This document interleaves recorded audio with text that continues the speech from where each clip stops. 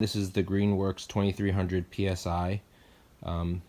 It does have a brushless motor, so that was one of the reasons that I decided to give this a try. I do have a gas-powered pressure washer that's 10-15 years old, and it's starting to show its age, and so I could replace certain parts on it, but I decided let's take a look at this. This one looks more compact.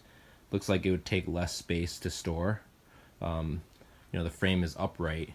The one that I had, had the frame going behind it, so it does take up more space in the garage. This has non-rubber wheels. It looks like it's a hard plastic. Actually, yeah, it's a little, but nothing like every time I had to take the other one out, I had to fill up the tires, right? Because they always go flat. This one has a bottle reservoir. My other one had just a tube that you had to stick into a bottle if you wanted to add anything to the solution.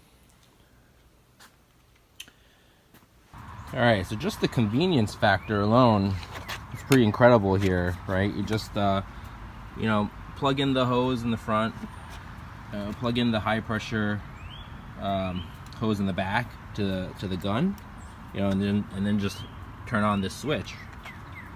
And here, it just takes some time for the electric motor to kick in. See?